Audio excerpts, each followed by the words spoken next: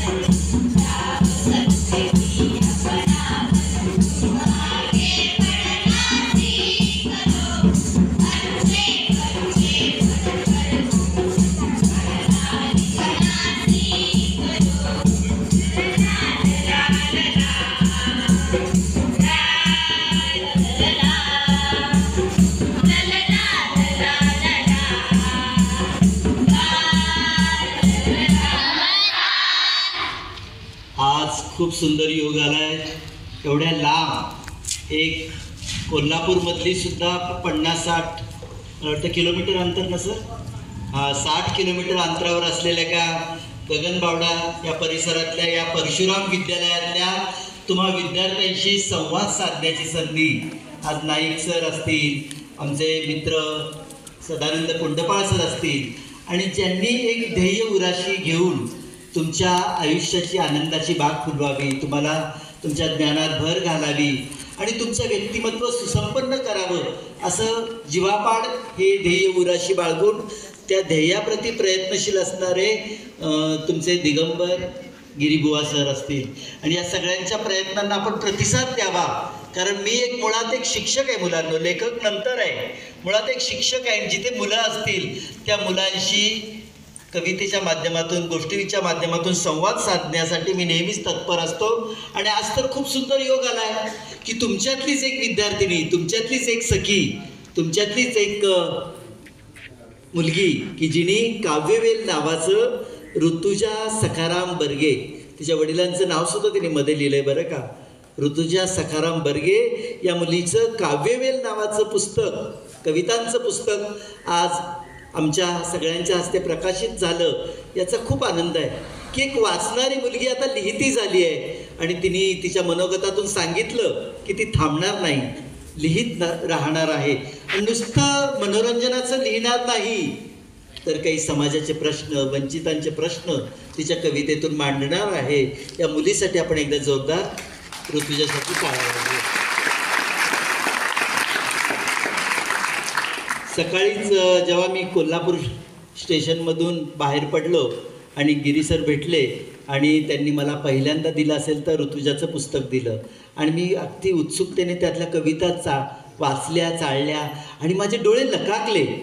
कारण ऋतुजामधला जो काव्यगुण आहे ना, जी प्रतिभा आहे कवितेची, ती आनंदित करणारी आहे.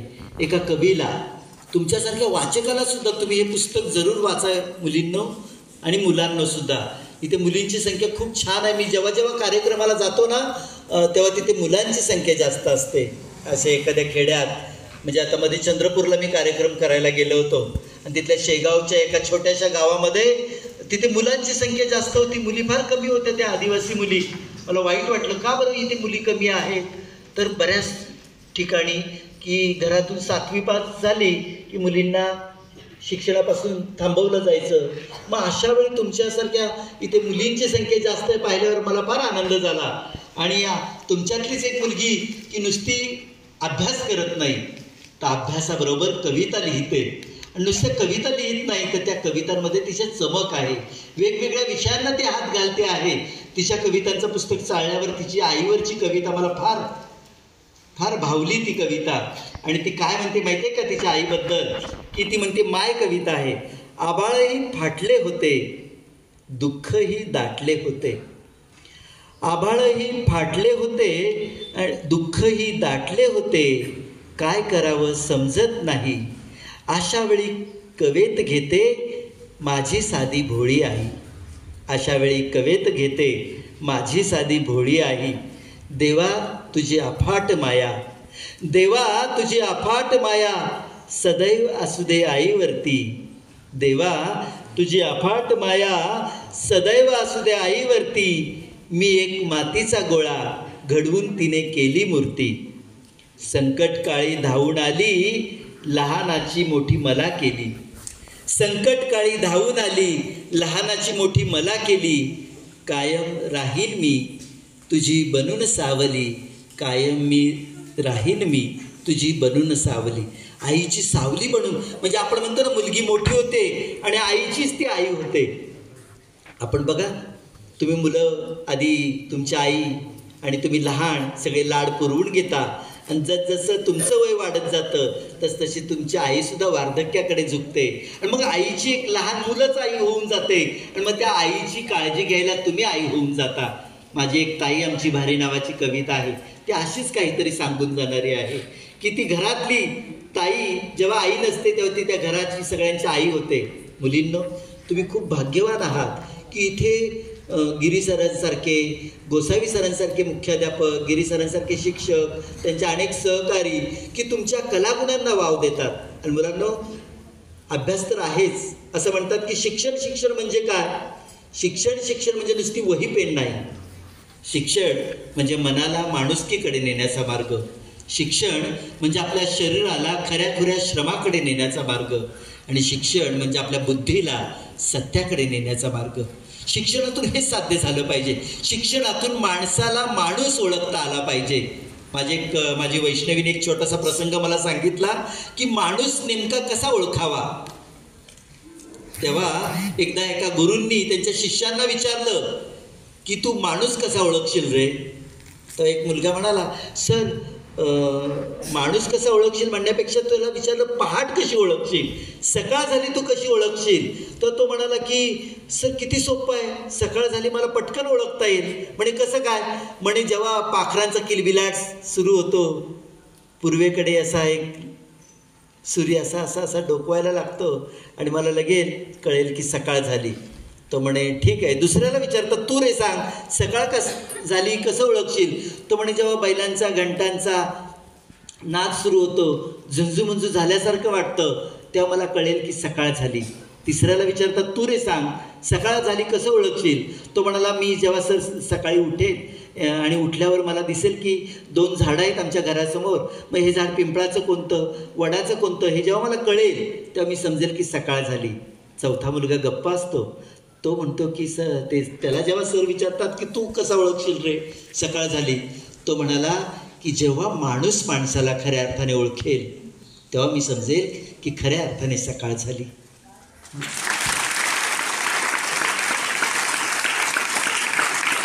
आणि मुलांना आपल्या शिक्षणाचं तेच खरं उद्दिष्ट आहे. माणसाने माणसाशी माणसासारखं वागलं पाहिजे, माणूस म्हणून जगलं पाहिजे. आपण अनेक जाती धर्माचे लेबल लावून फिरतो आहोत. तुमची जात कोणती, माझी जात कोणती, माझा धर्म कोणता, यांचा धर्म कोणता. आमच्या मुंबई महानगरपालिकेच्या शाळेत तर अनेक धर्मांची मुलं, अगदी मुस्लिम बांधव, भय्ये मुलं की ज्यांची मातृभाषा वेगळी आहे, काही वडारी मुलं, पण आम्ही सगळे मुलं जेव्हा एकत्र एखादं समूहगान स्पर्धेमध्ये भाग घेतात तेव्हा ते एक होऊन जातात. त्यांचा धर्म, त्यांची जात गळून जाते. आणि जेव्हा असं होऊन जाईल मुलांनो की आपला धर्म कोणता तर माणूस, आपली जात कोणती तर मानवता, असं जेव्हा ह्या शिक्षणातून खऱ्या अर्थाने साध्य होईल तेव्हा खऱ्या अर्थाने ते शिक्षण तुम्हाला मिळालं असं मला वाटेल. मुलांनो, माझी ओळख करून दिली की मी लेखक आहे, कवी आहे, पण खरं सांगू का, मुळात मी पहिल्यांदा शिक्षक आहे. आणि मी शिक्षक होतो म्हणून माझ्यातला कवी लिहिता झाला, म्हणून माझ्यातला लेखक लिहिता झाला. आणि माझं हे लिहितं पण कुणी जागं ठेवलं असेल तर सुरुवातीला माझ्या वर्गातल्या मुलांनी, मग नंतर तुमच्यासारख्या मुलांनी. पण जेव्हा जेव्हा माझ्या कविता गोष्टी घेऊन मी महाराष्ट्रभर फिरतो, अनेक मुलं मला भेटतात अनेक सुणसुणीत मुलं म्हणतात की सर तुमची गोष्ट मस्त होती, खूप भारी होती, उद्यासुद्धा सांगायला याल का आम्हाला गोष्ट, उद्यासुद्धा म्हणायला याल का आमच्या पुढे कविता. तर मला असं वाटतं की खरंच या मुलांची कवितांच्या माध्यमातून, गोष्टींच्या माध्यमातून आपल्याला आनंदाची बाग फुलवता आली की ते आपण भाग्यवान आहोत. या मुलांना काही वेळ आपण आनंद देता आला की ते आपल्या कवितेचं खऱ्या अर्थानं सोनं या मुलांमुळे आपल्या होतं आहे, आपल्या गोष्टीचं सोनं या मुलांमुळे आपल्या होतं आहे. तर मुलांना माझ्या आयुष्यातली पहिली कविता मी तुम्हाला सांगतो बरं का. माझे आता 17 बालकविता संग्रह आहेत आणि प्रत्येक बालकविता संग्रहामध्ये साधारणतः सरासरी 30 कविता असतील. तर या 17 बालकवितांमध्ये किती कविता आल्या असतील ते तुमच्या लक्षात आल्या असतील. आणि त्यातल्या अनेक कविता मी फाडूनसुद्धा टाकल्या, कारण ज्या कविता मला वाटतात की अरे ही कविता परिपूर्ण नाही आहे, मुलांपर्यंत ते यायला नको, त्या कविता मी फाडून टाकल्या. अशा कितीतरी कविता फाडून टाकल्या. पण माझी पहिली कविता मात्र आजही मला आठवते बरं का. आणि ती कविता लिहिली होती माझ्या वर्गातल्या मुलीवर. माझ्या वर्गातल्या मुलीचं नाव होतं सविता पटेकर आणि ही मुलगी शाळेत येत नव्हती. मी नुकताच शिक्षक म्हणून रुजू झालो होतो. माझ्या वर्गात सविता पटेकर नावाची विद्यार्थिनी नेहमी हजेरी घेताना गैरहजर लिहावं लागायचं मला. आणि मग मी वर्गातल्या मुलांना म्हटलं अरे ही सविता काय येत नाही. तर एक मुलगा म्हणतो सर आमच्या इथे राहते. मी म्हटलं तिला सांग सरांनी तुला नवीन गणवेश आणून ठेवलाय, नवीन वह्या पुस्तकं आणून ठेवली आहे, ती घ्यायला बोलवलंय. पण मुलींनो माझ्या काहीच बोलण्याचा उपयोग झाला नाही. ती सविता काय आलीच नाही. मग मी चिठ्ठी लिहिली वर्ग शिक्षक म्हणून पालकांच्या नावे, सविताला ताबडतोब शाळेत पाठवावं, तिचा अभ्यास बुडतो आहे, तिला वह्या पुस्तकं द्यायची आहेत. पण त्याचाही काही उपयोग झाला नाही.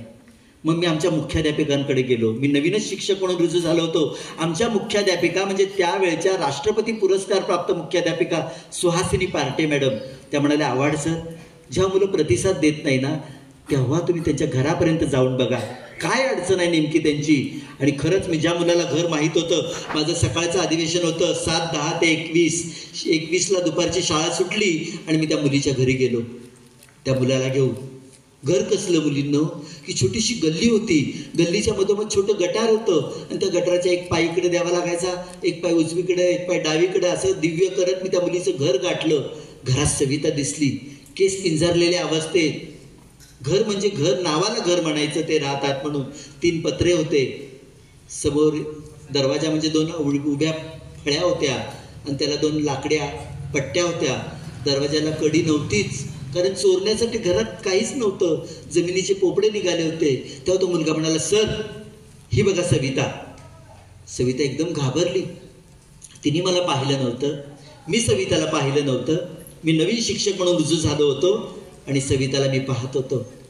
ते म्हणाले, तो मुलगा म्हणाला आपले सर आहेत, तू शाळेत येत नाही ना म्हणून घरी आले. म्हटलं का गं शाळेत येत नाही. ती मुलगी एकदम घाबरली. म्हटलं कुठे आहे तुझी आई. म्हणे आई गेली कामाला. कधी येणार. 3च्या सुमारास. म्हटलं 3च्या सुमारास आई येणार. घड्यात 2-2:30 वाजले होते. म्हटलं आता ह्या गोष्टीचा आपण छडा लावूनच जायचं. मी पुन्हा त्या गल्लीतून बाहेर पडलो, रस्त्यावर येऊन थांबलो. त्या मुलाला त्याच्या घरी पाठवून दिलं कारण मला आता त्या मुलीचं घर माहीत पडलं होतं. मी 3 वाजता बरोबर पुन्हा त्या गल्लीत शिरलो, त्या मुलीच्या घरी गेलो आणि सविताची आई दिसली मला. मी एकदम चिडलो होतो. माझा खूप वेळ गेला होता. 1:20ला शाळा सुटणारा, 3 वाजेपर्यंत मी अजून घरी नव्हतो पोहोचलो. त्यामुळे मी पटकन त्या मुलीला आईला म्हटलं का हो मुलीला शाळेत पाठवत नाही तुम्ही. त्या आईचा स्वर एकदम खाली आला. म्हणे काय करू साहेब, मी सकाळी लवकर उठते, स्वयंपाक पाणी करते, सविताला उठवते, मग तिने नको का शाळेत यायला आणि मी सकाळी लवकर घराबाहेर पडते. म्हटलं कशाला. म्हणे मी कामाला बाहेर पडते. म्हटलं एवढं 7च्या आधी तुम्ही बाहेर पडता, असं काय काम करता. तर ते म्हणाली साहेब मी सकाळी लवकर उठून कचरा वेचायच्या कामाला जाते. आमच्या मुंबईला ना मुलांना अशा मोठ्या मोठ्या कचरा कुंड्या असतात आणि त्या कचरा कुंड्यातला ती मुलं पालक, अनेक पालक कचरा वेचण्याचा व्यवसाय करतात आणि मग ते कचरा, ते कागद, ते भंगार, ते दुपारी ते सगळं गोळा केलं दुपारपर्यंत की मग ते विकतात. त्याचे त्यांना रोजचे पैसे मिळतात की ते ज्यांना स्वयंपाक पाणी करायला उपयोगी पडतात.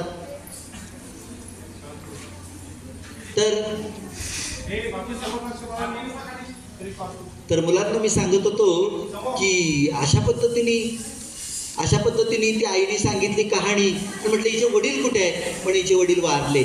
हिला मी आणि मलाही, आम्ही दोघीच एकमेकींना आधार. असं म्हटल्यावर मला फार वाईट वाटलं. म्हटलं काहीही करा पण तिला शाळेत आणा.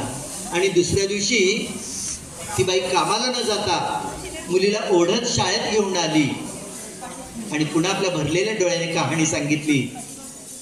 मुलींनो, मला तो दिवस खूप अस्वस्थित गेला माझा. मी घरी गेलो, ते सगळं शब्दबद्ध केलं आणि मी आयुष्यातली पहिली कविता लिहिली माझ्या वर्गातल्या मुलीवर.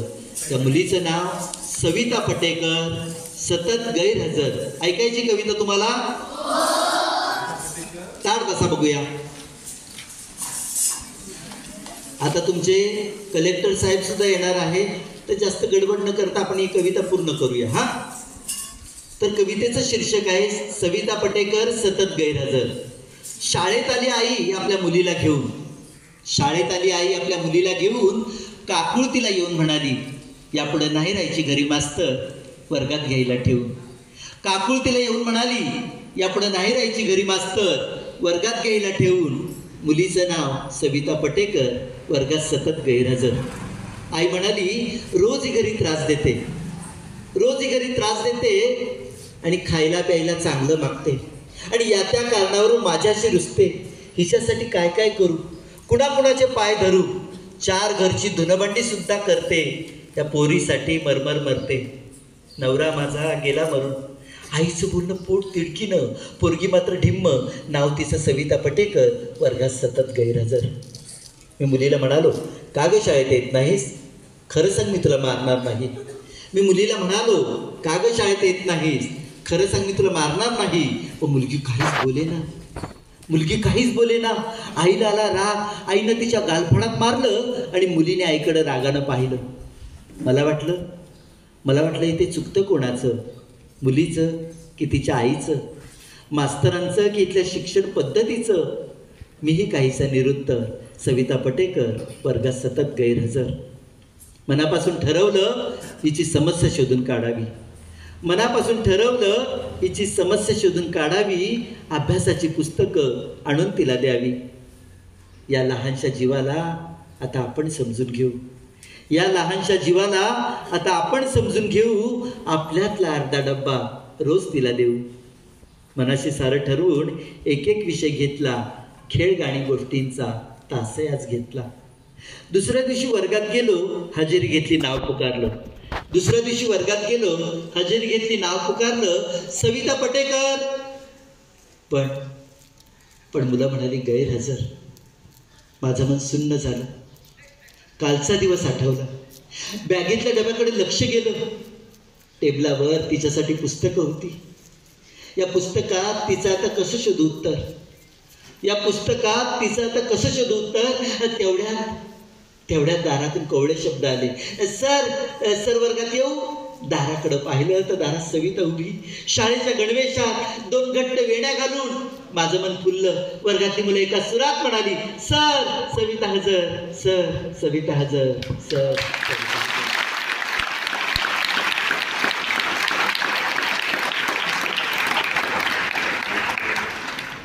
मुलींनो, माझी सविता हजर तर झालीच. रोज शाळेत यायला लागली आणि त्या वर्षीच्या बालकोत्सवामध्ये तिने वैयक्तिक नृत्याचं पारितोषिक सुद्धा पटकवलं.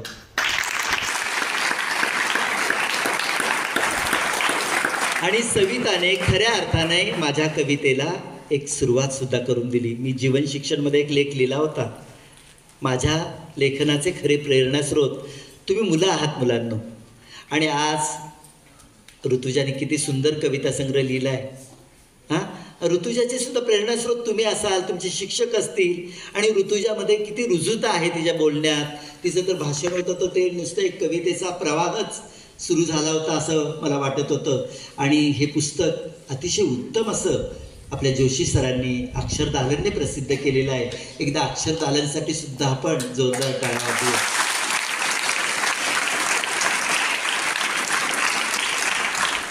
जोशी सरांसारखं त्यांच्याकडे पाहिलं. मी 2दा त्यांना भेटलोय.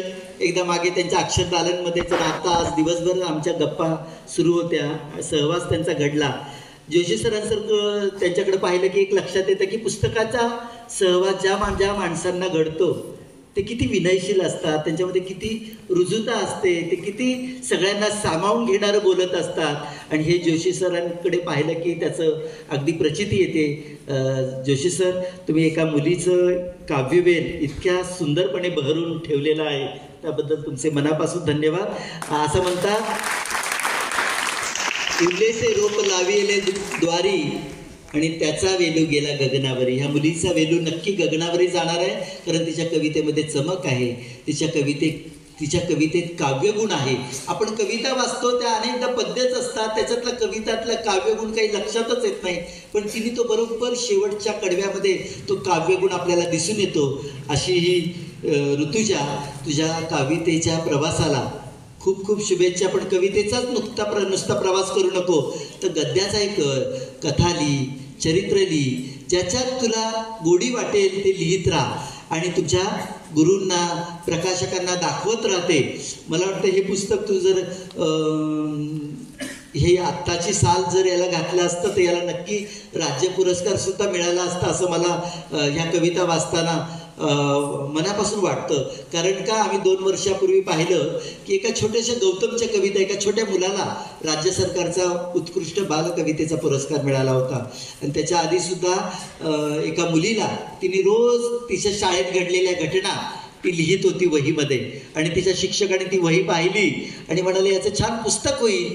आणि तिच्या त्या रोजनिशी नावाचं पुस्तक त्या मुलीचं प्रकाशित झालं आणि ते पुस्तकाला सुद्धा उत्कृष्ट वाङ्मयाचा राज्य पुरस्कार मिळाला. पण आपण पुरस्कारासाठी लिहूच नाही. त्यामुळे हा जेव्हा वाचकांचा तिला मोठा पुरस्कार मिळेल ना, की किती छान कविता लिहिल्यात ऋतुजाने, तो खरा पुरस्कार असतो. जेव्हा मला माझ्या एका दिवाळी अंकातली कविता इकडे गडचिरोलीतल्या एका जिल्हा परिषदच्या शाळेत पोहोचली आणि तेव्हा तिथल्या एका मुलाने, 4थीच्या मुलाने मला पत्र पाठवलं होतं की सर, तुमची कविता खूप मला आवडली, नवीन वर्ष सुरू झालं आहे आणि नवीन वर्षाची तुम्हाला काहीतरी भेट द्यायची आहे, पण तुम्हाला भेट देण्यासाठी माझ्याकडे काहीच नाही, पण मी वहीच्या पानात जपून ठेवलेलं मोराचं पीस मी तुम्हाला नवीन वर्षाची भेट म्हणून पाठवतो. मी खरंच मुलांना त्याच्या पत्रासोबत त्याचं मोराचं पीस जे त्याने जीवापाड जपलं होतं ते त्याला मला द्यावंसं वाटलं. किती मोठी भावना आहे.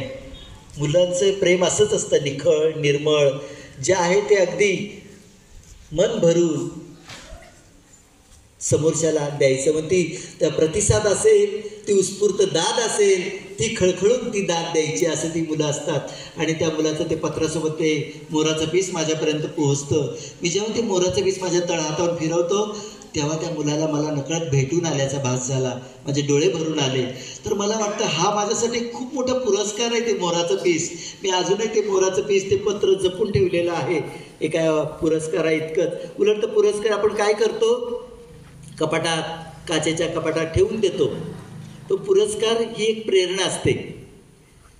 मग तो पुरस्कार वेगवेगळ्या प्रकारचा असू शकतो. मुलांना, आता तुम्ही स्पर्धेमध्ये भाग घेता, तुम्हाला बक्षीस मिळतं, पण काही मुलं अपयशी सुद्धा होतात.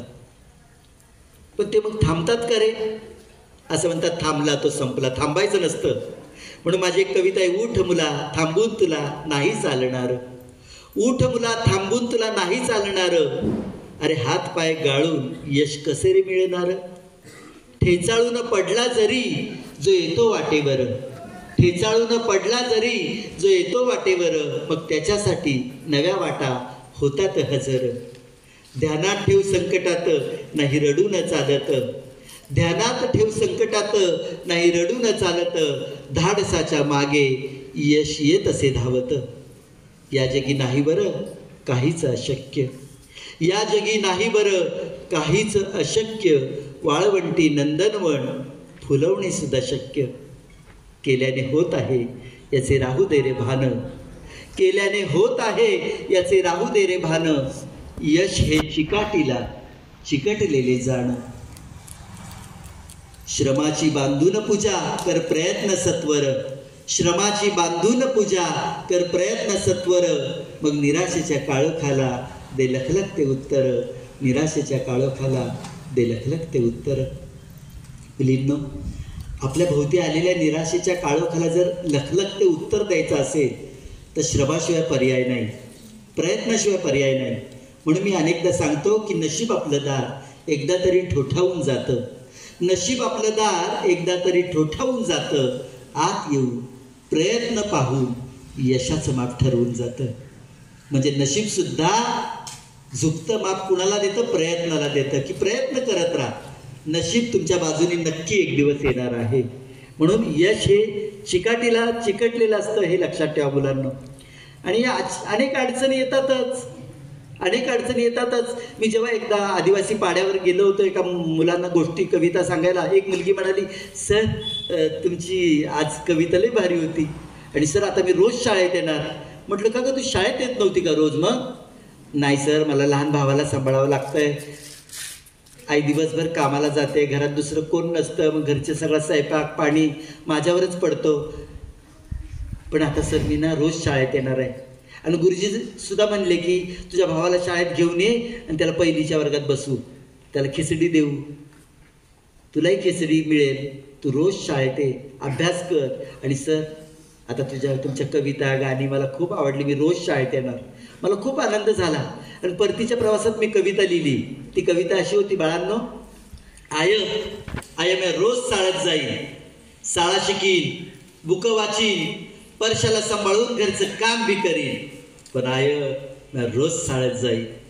आय पोटासाठी तुझी वणवण ठाव आहे मला, आय पोटासाठी तुझी वणवण ठाव आहे मला, एका घोटासाठी बी आराम नाही मिळत तुला. पण आय तू घरची नग काळजी करू, मी समद पायीन, तू घरची नग काळजी करू, मी समद पायीन, पण मी रोज शाळेत जाईन. ती मुलगी म्हणते, गुरुजी जाऊ म्हणलं तुला चांगलं डोकं आहे, तेव्हापासून माझा जीव बघ हरकून गेलाय. काय म्हणते मुलगी? गुरुजी जाऊ म्हणलं तुला चांगलं डोकं आहे, तेव्हापासून माझा जीव बघ हरकून गेलाय. दिसभर काम करून रातच्याला दिव्याखाली वाचीन, दिसभर काम करून रातच्याला दिव्याखाली वाचीन, पण मी रोज शाळेत जाईन. ती मुलगी म्हणते, शाळा म्हणजे माणसाचा तिसरा डोळा आहे. शाळा म्हणजे माणसाचा तिसरा डोळा आहे, पण तुला खरं सांगू का, आपल्यासाठी भाकरीचा तो गोळा आहे. थोडी कळकाड आपली सारी सपानपुरी होतील, थोडी कळकाड आपली सारी सपानपुरी होतील. म्हणूनच मी रोज शाळेत जाईन, म्हणूनच मी रोज शाळेत जाईन, म्हणूनच मी रोज शाळेत जाईन. मुलांनो, मध्यंतरानंतर म्हणजे आपला जेवणाचा जो वेळ जाईल त्याच्यानंतर सुद्धा मी तुमच्याशी संवाद साधणार आहे. तोपर्यंत थांबूया. ऋतुजाला पुन्हा एकदा मनापासून तिचं अभिनंदन, तिच्या पुढच्या वाटचालीला शुभेच्छा, तिच्या सरांचं अभिनंदन, या शाळेचं अभिनंदन आणि मुख्य म्हणजे तिच्या आईबाबांचं सुद्धा मनापासून अभिनंदन. धन्यवाद. किती छान प्रश्न आहे.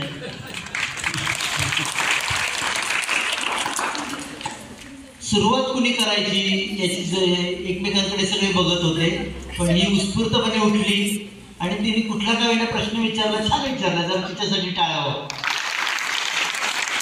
आणि सुरुवात करणं फार महत्वाचं आहे. तर लहानपणीच ती म्हणाली तुम्हाला लेखक व्हावंसं वाटतं. समजा आता मला आमचे सर छान कविता गाऊन शिकवताय, तर मला वाटतं की मी ना या सरांसारखं सर व्हावं मोठेपणी.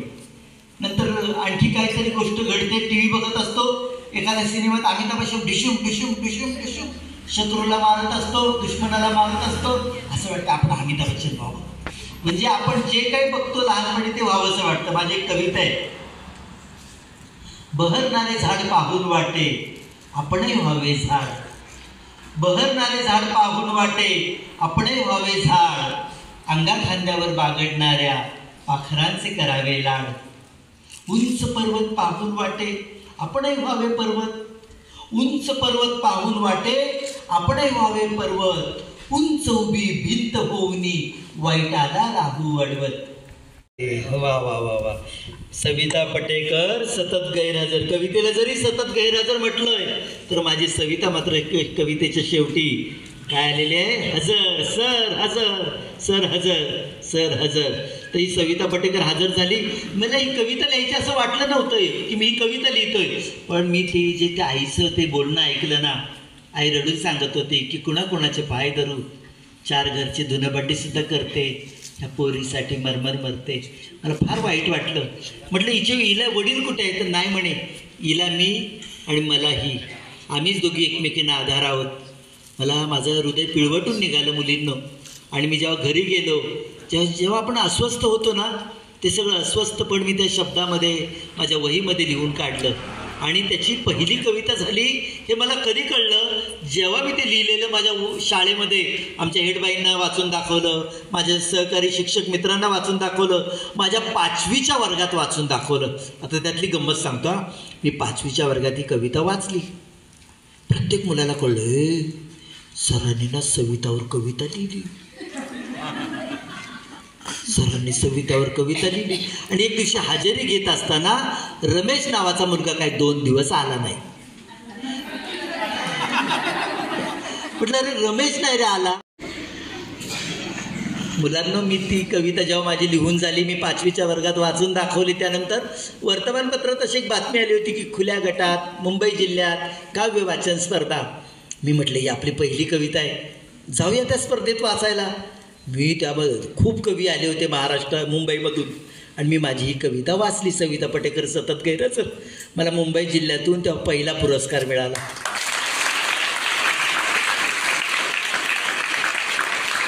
पण तुम्हाला मी खरं सांगतो, त्यावेळी जेवढा आनंद झाला त्याहून दुप्पट आनंद जेव्हा ते वर्गातलं पोरगं म्हटलं ना, सर त्याच्यासुद्धा कविता लिहितो सुद्धा सवितासारखं शाळेत येईल, तेव्हा मला खूप आनंद झाला होता. त्याहीपेक्षा पुरस्कारापेक्षाही दुप्पट आनंद झाला होता.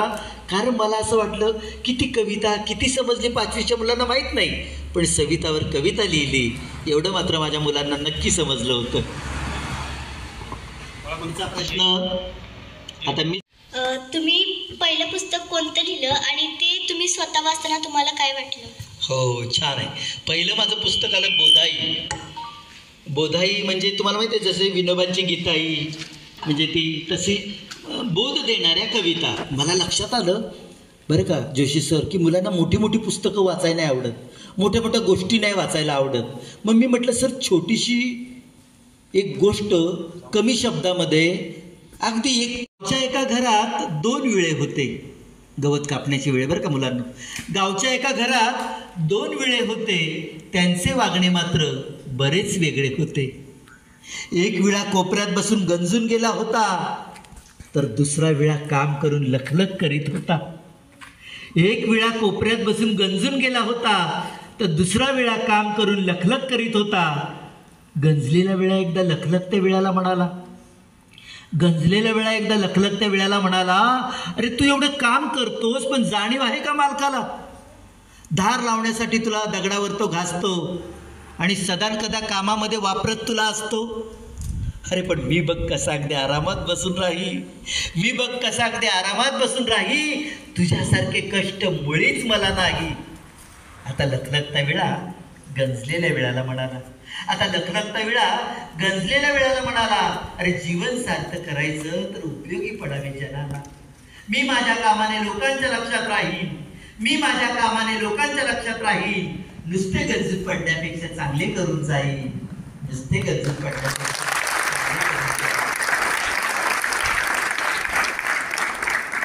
बघा 5-7 पानांची गोष्ट एका कवितेत गुंफलेली आहे. याला आपण काय म्हणतो माहितीये का? तालकथा. की ज्याच्यात कविताही आहे आणि ज्याच्यात गोष्टही आहे, अशी ही तालकथा. अशा छोट्या छोट्या तालकथा खूप मुलांना आवडल्या. अरे एक बघा, उंट आणि गाढव यांच्या संवादातून फुलवलेली तालकथा. एकदा एक उंट वाटेने निमूटपणे चालला, एकदा एक उंट वाटेने निमूटपणे चालला, एक गाढव त्याला शिव्या देऊन बोलला. एकदा एक उंट वाटेने निमूटपणे चालला, एक गाढव त्याला शिव्या देऊन बोलला. पण उंटाने त्याकडे लक्ष नाही दिले, उंटाने त्याकडे लक्ष नाही दिले, आपली वाट शांतपणे पुढे चालत राहिले. हे पाहून गाढवाने त्या उंटाला हटकले, अरे मी शिव्या देत असता तू का नाही थांबवले?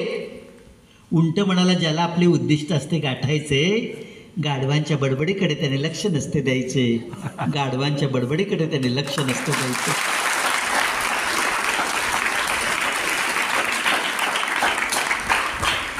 मुलांना असंही बोधाई की एक एक गोष्ट ती कवितेत गुंफलेली मुलांना, शिक्षकांना खूप आवडलं.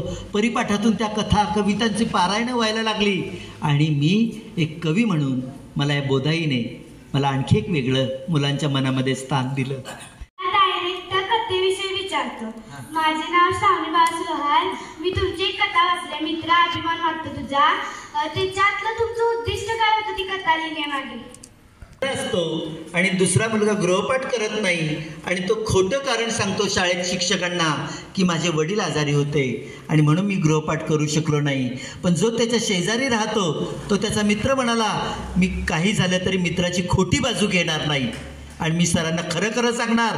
आणि तो म्हणतो सर याचे वडील काही आजारी नव्हते, यांनी अभ्यास केला नाही आणि यांनी खोटं कारण तुम्हाला सांगितलं. त्या मित्राला आता मला नाही भीती पुस्तकांची आणि माझी जीवाभावाची प्रीती. पुस्तकातली गोष्ट खाऊ इतकी गोड, जीवनाला देते ती आनंदाची जोड.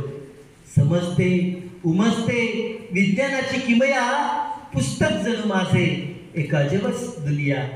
निळे भोर आकाश, सूर्यचंद्र तारे, अहो पुस्तकातून भेटतात जवळून सारे. पुस्तक करते माझ्यावरी आई परी माया आणि मग पुस्तकांसोबत जातो मी जग फिराया. असा हा पुस्तक माझा मित्र सदा सदाला मिळाला. 2009 साल होतं बाळा ते आणि सांगलीला तो कार्यक्रम झाला. मुख्यमंत्री साहेब आले होते, सुप्रसिद्ध कवी फमू शिंदे होते आणि मी नुकताच आणलं लोखंडी कपाट. कपाटाला खण आहेत खूप, खणात पैसे बसतात चूप. पैशांचं कपाट घमेंडी भारी आणि उघडायला गेलं की कुरकुर करी, उघडायला गेलं की कुरकुर करी. दुसरी कविता लिहिली. झाडा रे झाडा डोल रे डोल, फळासारखे तुझे गोड गोड बोल. झाडाला आली सुगंधी फुले, फुलांनी बांधले झाडावर झुले. पानाने धरला तालावर ताल आणि झाडाने घातला पायात चाळ. झाडाची फुले उतरली खाली आणि सुगंधी सारी जमीन झाली आणि सुगंधी सारी जमीन झाली. की अरे मोठे मोठे शब्द काहीच घालायची गरज नाही. तुमची कविता या हृदयातून त्या हृदयापर्यंत पोहोचली, तुमची गोष्ट या हृदयापासून त्या हृदयापर्यंत पोहोचली की ती गोष्ट खऱ्या अर्थाने मोठी आहे, ती कविता खऱ्या अर्थाने मोठी आहे. कारण तिला त्या हृदयापर्यंतची वाट सापडलेली आहे हे लक्षात ठेवायचं बाळांनो. म्हणून सोपं लिहा की घरात आला मोती रुबाब करतो किती, वाकडी शेपटी हलवतो इशारा करून बोलवतो. चोराला पाहून धरतो घराची राखण करतो. बाबा बोलतात इमानी आमचा मोत्या हो फार गुणी, आमचा मोत्या हो फार गुणी. आजपर्यंत तुम्ही किती कविता व किती पुस्तकं लिहिली? छान प्रश्न आहे बाळा. माझी पहिली कविता कोणती सांग बरं? सविता पटेकर. पुढे काय?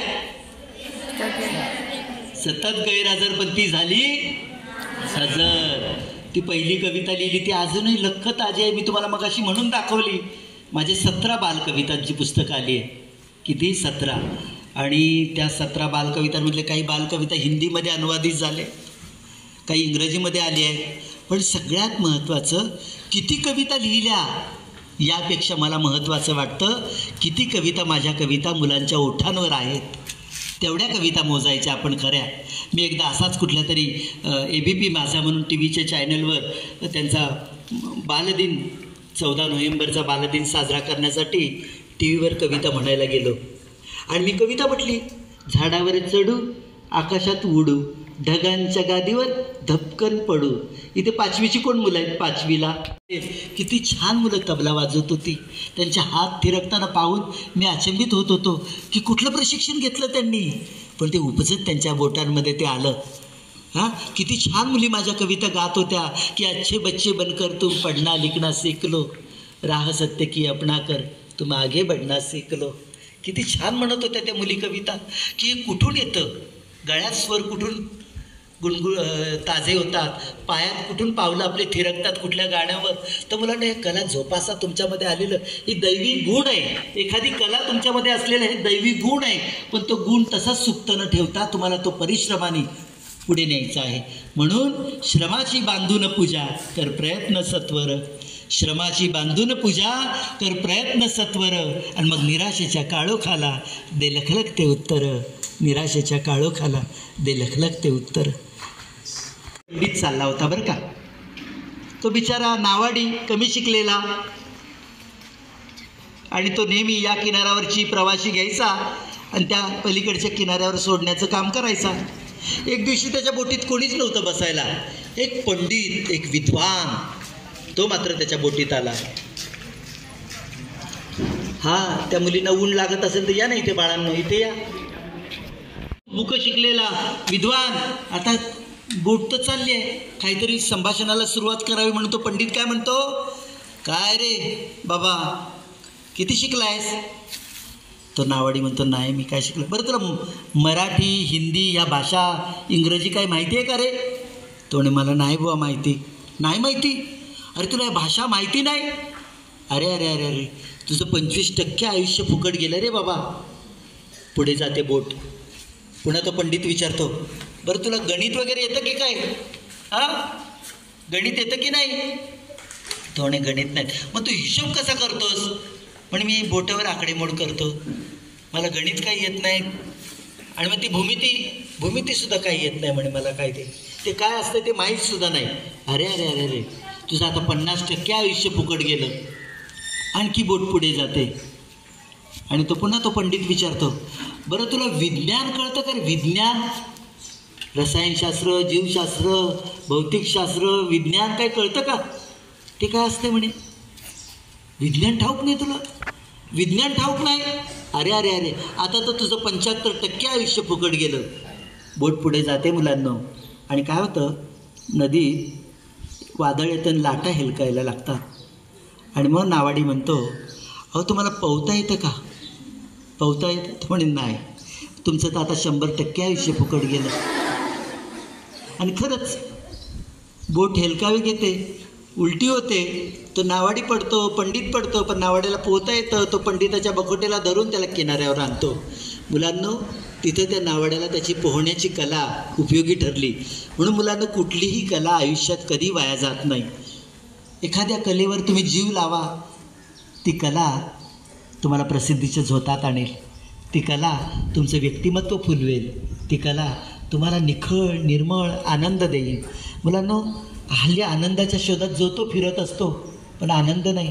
प्रत्येकजण दुःखी, प्रत्येकजण कष्टी, प्रत्येकजणाला ही गोष्ट पूर्ण नाही झाली म्हणून लगेच वाईट वाटतं, प्रत्येकजणाला अपयश आलं की लगेच खचून जातं.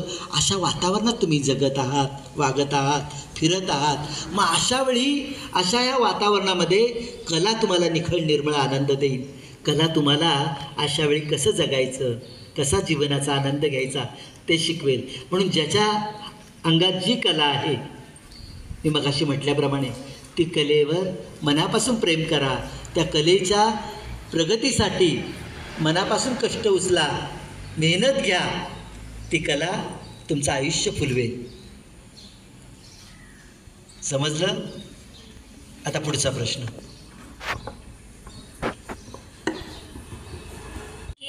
तुम्ही हिंदीची कविता कोणती लिहिली?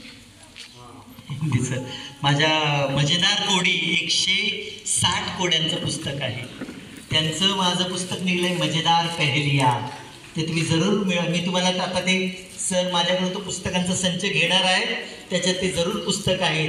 आणि बघा ही फळ्यावर लिहिलेली कविता माझी, अच्छे बच्चे बनकर तुमचं पढना लिखना सीख लो. ही माझी पहिली खऱ्या अर्थाने हिंदी कविता आहे. इंग्रजी कविता मी काही लिहिल्या नाही, पण हे बाजूला बसलेत की नाही कुंडपाळ सर, त्यांनी माझ्या आनंदाची बाग या बालकथासंग्रहाचा इंग्रजी अनुवाद केला आहे. आणि तोही खूप खूप गाजलेला आहे. खूप इंग्रजी शाळांमध्ये ते इंग्रजी अनुवादाचं ते पुस्तक फिरत आहे. तर अशा पद्धतीने आपण लिहितो, पण तुमच्यासारखी मुलं त्या लिखाणाचं कशा पद्धतीने सोनं करतात ते फार फार आनंद देणारी गोष्ट आहे. माझी ती दुसरीची कविता आहे ना, झाडावर चढू, आकाशात उडून, ढगांच्या गादीवर दपकन पडू, ती कविता ना मुलांना म्हटलं तरी गोष्ट गमतीची, म्हटलं तर जमतीची, म्हटलं तर हसण्याची, आणि म्हटलं तर बरंच काही शिकण्याची सुद्धा. या गोष्टीत असतो एक राजा आणि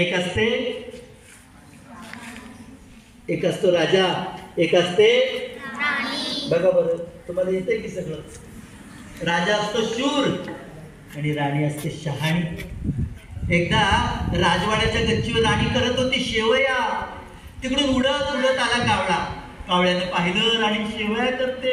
शेवयांचा किती सुंदर घमघमाट पसरलाय. मुलांनो, हा 2 दिवसाचा उपाशी कावळा राणीकडे गेला. लगेच बोलता झाला. म्हणाला, राणी ग राणी, तू किती शहाणी. ए राणी, मी 2 दिवसाचा उपाशी, मला खूप भूक लागली आहे, मला खायला देतेस का शेवया? मुलांनो, उकिरड्यावरची घाण खाणारा कावळा राणीला काय आवडलंच नाही. राणी म्हणाली, कावळे दादा, तोंड तुमचं किती घाण. नदीकडे जा, तोंड बिळ धुवा, मग माझ्याकडे या, मग मी खायला देईन शेवया. कावळा म्हणाला, मग देशील ना? राणी म्हणाली, हो. मुलांना पंखाची जोर जोरात फडफड फडफड फडफड करत कावळ्याने एका दमात नदी गाठली. लगेच नदीला आवाज दिला, नदीबाई नदीबाई, अगं पाणी पिणी देशील का? पाणी पिणी देशील तर तोंड पिंड धुईन, तोंड पिंड धुईन तर राणीकडे जाईल, आणि राणीकडे जाईल तर शेवया खाईल.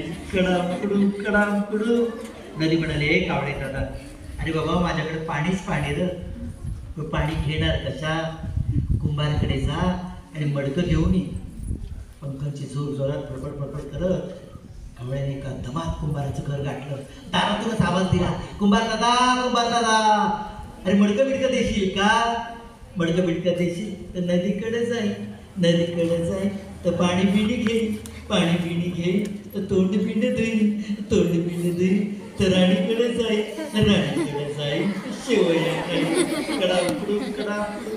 कुंभार म्हणाला, अरे बाबा कावळ्या, मी देईन रे बाबा मडकं बनवून, पण माझ्याकडे माती संपली. डोंगराकडे जा आणि माती घेऊन ये. कावळ्याला एक गोष्ट कळली, पोट भरायचं तर काम केलंच पाहिजे. कोणी आपल्याला आयतं ताट आणून देणार नाही, म्हणून तो जो जो काम सांगेल ते काम तो ऐकायचा. गेला डोंगराकडे. डोंगराकडे आवाज दिला, डोंगर दादा, अरे माती मिती देशील का? हे माती मिती देशील तर कुणाकडे जाईल? कुंभाराकडून काय घेईल? मडकं घेऊन कुठे जाईल रे? नदीकडून काय घेईल रे? पाण्याचं काय करेल रे? तोंड धुवून कुठं जाईल रे? राणीकडे जाऊन काय खाईल? कडाम कुडून कडाम कुडून. डोंगर म्हणाला, ए कावळ्या बाबा, माझ्याकडे मातीच माती रे बाबा, पण माती उकरायला काय नाही. त्या चांभाराकडे मोठी मोठी टोकदार शिंग असतात, ती शिंग घेऊन ये. तो गेला. मुलांना कावळ्याच्या पंखाची फडफड कमी झाली होती. 2 दिवसाचा उपाशी कावळा, जो तो काम सांगत होता, पण त्याला काही खायला मिळत नव्हतं, पण पोट भरायचं तरी काम केलंच. गेला बिचारा, सांबार दादाकडे गेला. आवाज दिला, सांबार दादा, अरे शिंग बिंग देशील का? शिंग बिंग देशील तर डोंगराकडे जाईल, डोंगराकडे जाईल तर माती बिती घेईल, माती बिती घेईल तर कुंभाराकडे जाईल, कुंभाराकडे जाईल तर मडकं बिडकं घेईल, मडकं बिडकं घेईल तर कुणाकडे जाईल? नदीकडे जाईल तर काय करील? हे पाण्याचं काय करील? तोंड धुवून कुणाकडे जाईल? राणीकडे जाऊन काय खाईल?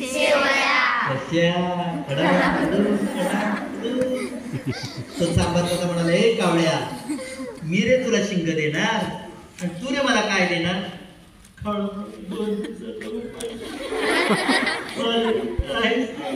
असं चालत नाही. हा काळ कोणता आहे? एका हाताने घे आणि दुसऱ्या हाताने दे.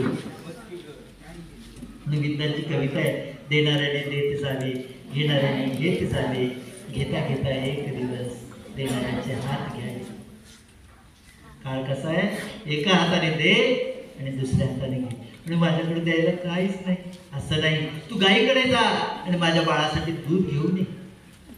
बिचारा गेला गाईकडे. गाईला आवाज दिला. काय आवाज दिला असेल? कसा दिला असेल? गाई गाई म्हटलं असते का? गोमाते गोमाते, अगं दूध बीत देशील का?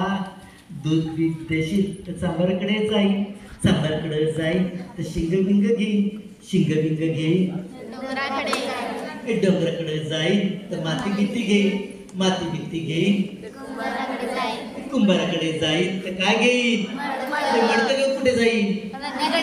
नदीकडून काय घेईल? पाण्याचं काय करील? तोंड धुवून कुणाकडे जाईल? राणीकडे जाऊन काय खाईल?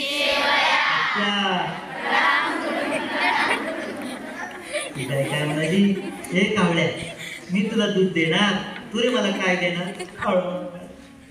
काय उपाशी, तो दिवसाचा उपाशी. असं चालत नाही म्हणे. तू असं कर, शेतकरी दादाकडे जाऊन माझ्या वासरासाठी चारा घेऊन ये. बिचारा गेला. पोट भरायचं तर काम केलं, अपंगाची फडफड कमी झाली होती, तरी तो धीम्या गतीने गेला त्या शेतकरी दादाकडे. शेतकरी दादाला आवाज दिला, शेतकरी दादा, शेतकरी दादा, अरे चारा बिरा देशील का? ती चारा घेऊन कुणाकडे जाईल? गाईकडून काय घेईल? दूध घेऊन कुणाकडे जाईल? सांबाराकडून काय घेईल? शिंग घेऊन कुठे जाईल? डोंगराकडून काय घेईल? माती घेऊन कुठे जाईल? डोंगराकडून काय घेईल? मडकं घेऊन कुठे जाईल? नदीकडून काय घेईल? पाण्याचं काय करील? तोंड देऊन कुणाकडे जाईल? राणीकडे जाऊन काय खाईल? अच्छा,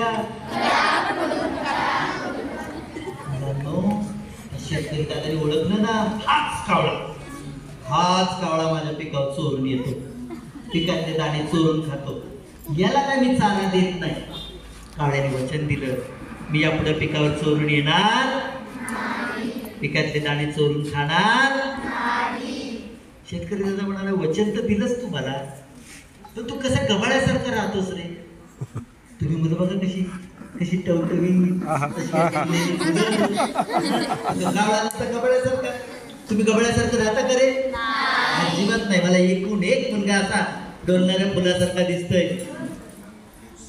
तर तो गबाळ्यासारखा, तरी वचन पुन्हा दिलं की मी गबाळ्यासारखा सुद्धा आता यापुढे राहणार. शेतकरी दादाला दया आली, तरी पटकन दिला त्याला चारा. चारा घेऊन तरी कुणा दिलं रे? काय दिलं? दूध घेऊन कुणा दिलं रे? सांबाराला दिले शिंग घेऊन कुठे गेला रे? डोंगराकडून घेतली माती घेऊन कुठे गेला रे? कुंभाराकडून घेतलं त्याचं मडकं बनवून कुठे गेलं रे? नदीकडून काय घेतलं? पाण्याचं काय केलं? इथं चुकलात तुम्ही. आता मला सांगा, एवढं पाणी मिळाल्यावर एवढं पाणी मिळाल्यावर नुसतं तोंड धुईल का कोणी? त्यांनी काय केली? आंघोळ केली, मस्त पंख स्वच्छ, अंग स्वच्छ, सगळं त्याचं सर्वांग स्वच्छ. तो गेला ना राणीकडं, शहाण्यासारखा उभा होता. राणीने पाहिलं, कावळा स्वच्छ आलेला आहे, शहाण्यासारखं उभा आहे. राणीला लगेच दया आली, तिने लगेच त्याला दिल्या कडाकडून. कावळ्याने सगळ्या शेवया फस्त केला, पोट भरलं, तृप्त झाला तो. त्याला खूप आनंद झाला आणि आनंदाने कावळा उडायला लागला. उडता म्हणाला, राणी ग राणी, तू किती मुलांना, माझ्या गोष्टीतला कावळा गेला उडून आणि माझी गोष्ट गेली. धन्यवाद. कवी म्हणून ओळख मिळाली पाहिजे म्हणून लिहायचं. हा अशा पद्धतीने वाटचाल कधीही करू नका. तुमच्या आनंदासाठी लिहा आणि तुम्हाला एकदा का खऱ्या अर्थाने आनंद मिळाला तरच तुम्ही दुसऱ्यांना सुद्धा तुमच्या कवितेतून, तुमच्या गोष्टीतून आनंद देऊ शकता.